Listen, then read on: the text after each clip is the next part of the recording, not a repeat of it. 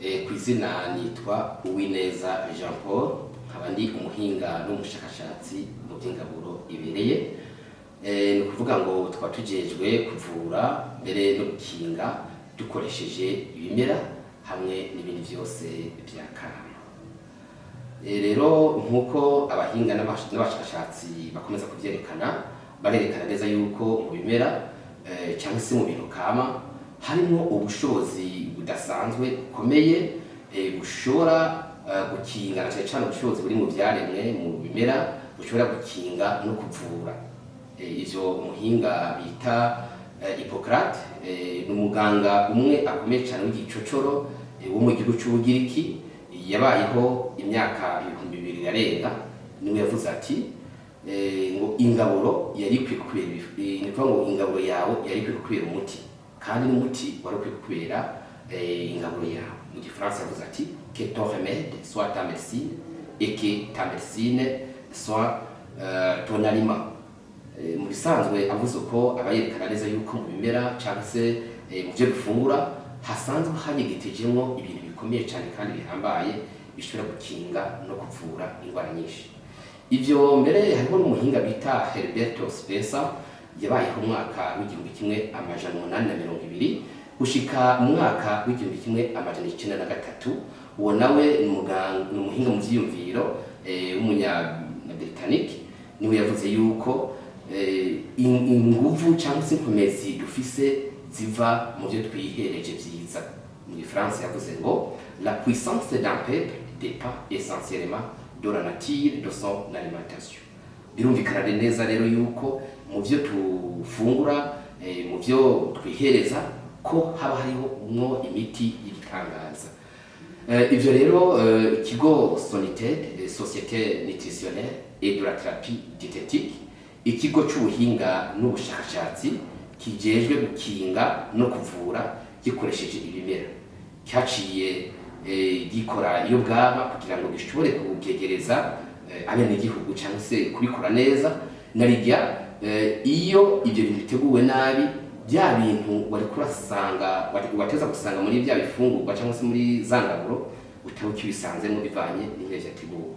Ikigo rero Sonited gice kigerageza kubitegura neza kugira ngo gishobore kubyegereza abenegihugu bigifise iby'intungamubiri byategezwa kuba birimo, na cyane cyane harimo nk'ibyo bita les éléments phytochimiques cyangwa se les phytonutriments. Ubu nibaza yuko ari ryo jambo abantu benshi bakoresha, kuko iryo jambo ngo éléments phytochimiques risa n'iryagiye ritakaza agaciro, ariko tuvuze les phytonutriments ni ukuvuga yuko ni ibintu bisanzwe biri mu biterwa, na cyane cyane mu bimera no mu bifungurwa, bidashobora kugaburira umubiri, ariko byo bijeje gukinga no kuvura umubiri w'umuntu mu buryo budasanzwe. Ivyo rero iyo bishitse mu byo umuntu yihereza cyangwa se umuntu ategura, ugasanga byateguwe nabi, umuntu ashobora kubironka bigwiriye cyangwa se ku rugero rwiza. Ikigo rero Sonited kigerageza guca kibihingura neza, kikabitegura neza kugira ngo abenegihugu bashobore kubironka byoroshe, kugira ngo na bya bindi bakeneye muri byo yazansanganyangaburo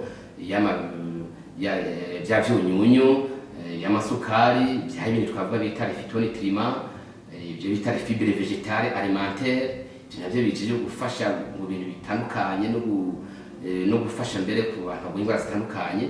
Ivyo byose iyo twabiteguye neza, na cyane cyane nta mu kigo cacu ushobora kubisangamwo byoroshe kandi ku rugero rwiza mbere rushimishije. Hama rero turazi neza yuko abantu kenshi bashobora kudukenera cyangwa se bakabobirondera. Narijya bumvise yuko dushobora kuba twitegura neza kandi biba bigwije ibyo biteza kuba bifise bishobora kuvura umubiri no gukingira umubiri. Abo rero barashobora kudusanga aho dusanzwe dukorera muri centre ville i Bujumbura, ni ukuvuga mu gisagara cya Bujumbura hagati, kwibarabara bitiriye Avenue de la France, ni ukuvuga ku nyubakwa ya etage bita ku Muhororo.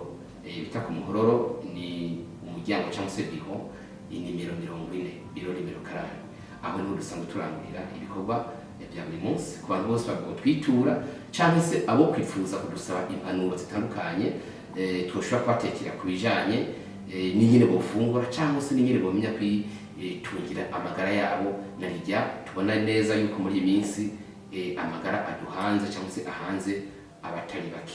Kandi mu biganiro bizokurikira turabemereye yuko tuzogerageza kubabarira mu buryo bwagutse cyane ibijanye n'ibyo dukora na cyane cyane ibyo dufasha mu byo duhingura bitandukanye bishobora kuzobafasha mbere no kubakingira indwara nyinshi cyane, kandi no kubigisha ingene mushobora kwitungira amagara yanyu haba mu gufungura ariko mutarinze kwiyonona. Nibaza yuko mu biganiro byo gutaha tuzogerageza kubyagura cyane mbere tubyimbe mu mizi mu buryo bwagutse naho utaha.